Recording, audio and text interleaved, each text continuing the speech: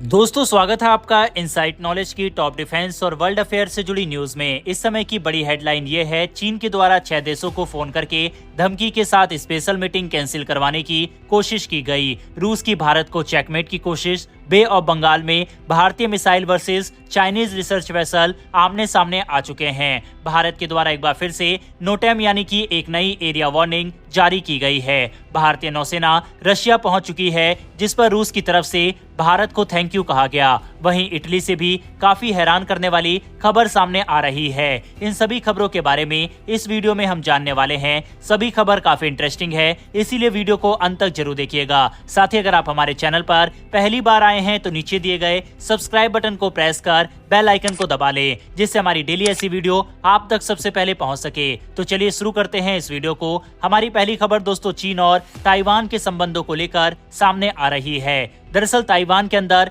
एक मीटिंग होने वाली है, जिसमें अब चीन टांग अड़ा रहा है। ताइवान में चीन केंद्रित सम्मेलन सोमवार से यानी कि आज से शुरू होगा। इस सम्मेलन में 35 देशों के सैकड़ों सांसदों का समूह भाग लेने वाला था और इसी वजह से चीन काफी ज्यादा बौखलाया हुआ है। आपको बता दें, चीन ताइवान को अपना हिस्सा मानता है। जब अमेरिका की स्पीकर नैन्सी पेलोसी ने भी ताइवान का दौरा किया था, उस समय भी ताइवान, अमेरिका और चीन के बीच टेंशन काफी ज्यादा बढ़ गई थी और खुलकर अमेरिका को चेतावनी और धमकी चीन की तरफ से दी जा रही थी। वहीं पर ऐसा ही अब एक बार फिर से देखने को मिल रहा है। चीन इस समय काफी ज्यादा बौखलाया हुआ है और वह नहीं चाहता किसी तरह का कोई भी ग्लोबल इवेंट, छोटा हो या फिर बड़ा, ताइवान के अंदर हो, जिससे ताइवान की मौजूदगी और लोग उसे रिकॉग्नाइज करना स्टार्ट ना कर दे। आपको बता दें, जब से ताइवान के नए राष्ट्रपति ने सत्ता संभाली है, तब से उनके तेवर काफी ज्यादा तीखे हैं। वहीं चीन के ऊपर उन्होंने काफी टफ लाइन ले रखी है। वहीं जब भारतीय प्रधानमंत्री नरेंद्र मोदी ने सत्ता संभाली थी, उस समय भी उन्होंने ट्वीट करके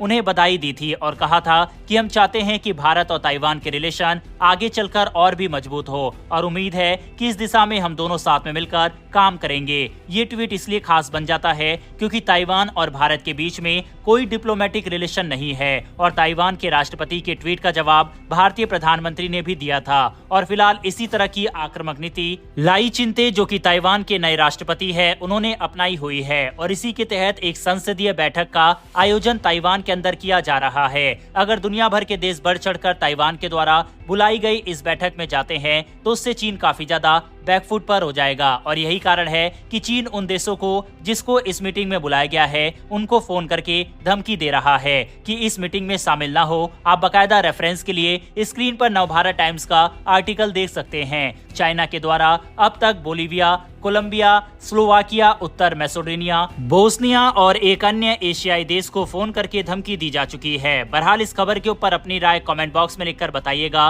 बढ़ते हमारी अगली खबर की तरफ। ये खबर दोस्तों भारत और रूस के संबंधों को लेकर है, जहां पर दो काफी बड़ी खबर निकलकर सामने आ रही है। दरअसल रूस के नौसैनिक दिवस पर भारतीय नौसेना का युद्धपोत INS तबर शामिल हुआ। इस दौरान आयोजित परेड का निरीक्षण करते हुए खुद रूसी राष्ट्रपति व्लादिमीर पुतिन ने भारतीय युद्धपोत का शुक्रिया अदा किया। INS तबर के सामने से गुजरते समय पुतिन ने भारतीय नौसैनिकों का शुक्रिया अदा करते हुए कहा कि रूसी नौसैनिक दिवस समारोह में शामिल होने के लिए आपको बधाई। इस पर युद्धपोत की डेक पर खड़े भारतीय नौसैनिक ने भी जय घोष कर उनका स्वागत किया। इस तरह के छोटे छोटे स्टेप दिखाता है कि भारत और रूस के संबंध इस समय कितने ज्यादा मजबूत है कि उनके परेड दिवस पर भारतीय नौसेना के जहाज वहां पर शामिल हो रहे हैं। सेम इसी तरह की दोस्ती का मिसाल हमें फ्रांस से भी देखने को मिला, जहां पर फ्रांस की सिक्योरिटी के लिए भारतीय सेना भी फ्रांस में तैनात है, जो कि दिखाता है कि भारत और फ्रांस के बीच भी संबंध कितने मजबूत है। इन सब घटनाओं से भारत की सॉफ्ट पावर बढ़ती है। बहरहाल बढ़ते हमारी अगली खबर की तरफ। ये खबर भी दोस्तों रूस की तरफ से ही सामने आ रही है, जहां एक तरफ भारतीय नौसेना परेड के लिए रूस पहुंची हुई है, इसी बीच रूस की तरफ से भारत के लिए एक बड़ा ऑफर दिया गया है। रूस अपने पुराने MiG-29 फाइटर विमानों के बेड़े की जगह भारत को अपने Su-75 checkmate light tactical fighter jet बेचना चाह रहा है। लेकिन मॉस्को के लगातार प्रयासों के बावजूद भारतीय वायुसेना ने इस प्रस्ताव पर सकारात्मक प्रतिक्रिया नहीं दी है। भारत की हिचकिचाहट का मुख्य कारण Su-75 को लेकर अनिश्चितता है। अभी तक इस हल्के फाइटर विमान ने अभी तक अपनी पहली उड़ान भी नहीं भरी है। रूस ने 2021 में पहली बार चेकमेट मॉडल का प्रदर्शन किया था उस समय भारत को एक संभावित ग्राहक के रूप में स्थापित किया गया था।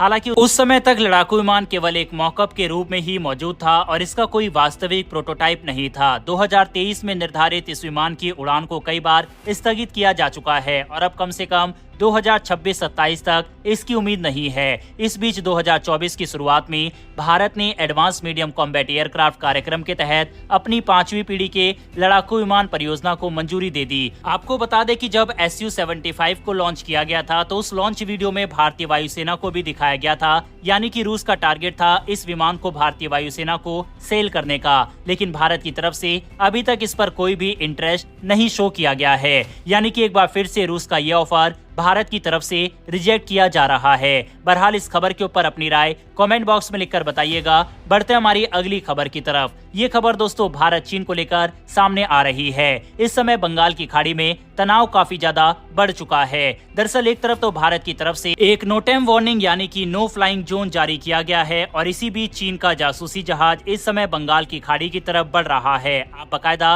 रेफरेंस के लिए स्क्रीन पर आर्टिकल देख सकते हैं। यहाँ पर दोस्तों इंटरेस्टिंग बात यह है कि इस अभ्यास और चाइना की जासूसी जहाज के बीच मात्र 120 समुद्री मील की दूरी है, जिसने कई सवाल खड़े कर दिए हैं। चीन का कहना है कि उनके जहाज केवल नागरिक अनुसंधान कर रहे हैं, लेकिन भारत इस क्षेत्र में उनकी गतिविधियों को लेकर सतर्क है। वहीं एक्सपर्ट का मानना है कि ये स्थिति क्षेत्र में बढ़ते रणनीतिक मुकाबले का संकेत है।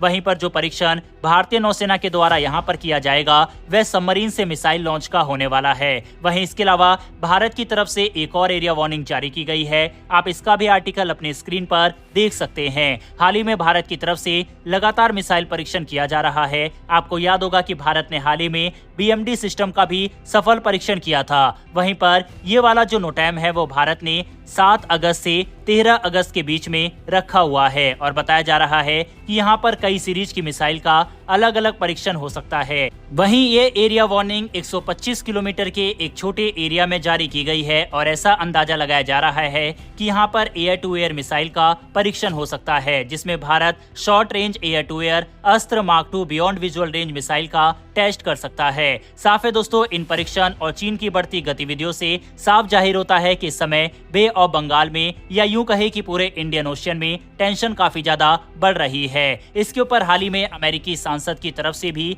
चिंता जाहिर की गई थी और चीनी गतिविधियों को भारत के लिए खतरा बताया था। आपको बता दें कि चीन के जासूसी जहाज बार बार जो मेन समुद्री व्यापार रास्ता है वहां पर आ रहा है और इस जगह से डेली 15 मिलियन बैरल तेल दूसरे देशों में जाता है और इस क्षेत्र से 1 लाख से ज्यादा जहाज साल भर में गुजरते हैं। यही कारण है कि ये क्षेत्र काफी ज्यादा महत्वपूर्ण बन जाता है। बहरहाल दोस्तों, इस खबर और भारत और चीन के बीच बढ़ती समुद्री टेंशन के ऊपर अपनी राय कमेंट बॉक्स में लिखकर बताइएगा। बढ़ते हमारी अगली खबर की तरफ। ये खबर दोस्तों इटली से निकलकर सामने आ रही है और बेहद चौंकाने वाली है। दरअसल जब से जॉर्जिया मेलोनी इटली की प्रधानमंत्री बनी है तब से इटली और चीन के संबंध बेहद खराब होते चले गए। यहाँ तक कि चीन के BRI प्रोजेक्ट से भी इटली बाहर होने का फैसला किया था, लेकिन अब शायद लगता है कि इटली वापस चीन से अपने संबंधों को मजबूत करने की राह पर चल दिया है, जिसके तहत इटली की प्रधानमंत्री जॉर्जिया मेलोनी चीन के दौरे पर हैं। इटली और चीन ने पिछले समझौते को लागू करने और सहयोग के नए रूपों के साथ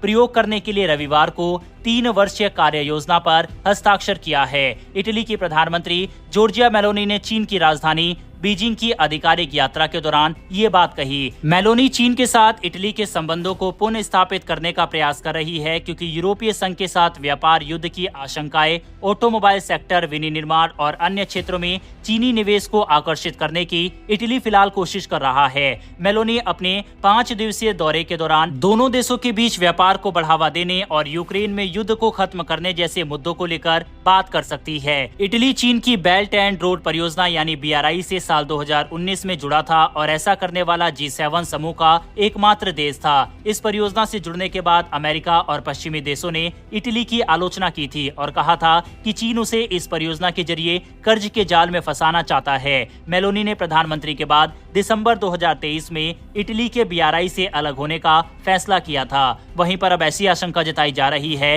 कि इस दौरे के दौरान BRI को लेकर भी दोनों देश फिर से बातचीत कर सकते हैं। बहरहाल इस खबर के ऊपर अपनी राय कमेंट कमेंट बॉक्स में लिखकर बताइएगा।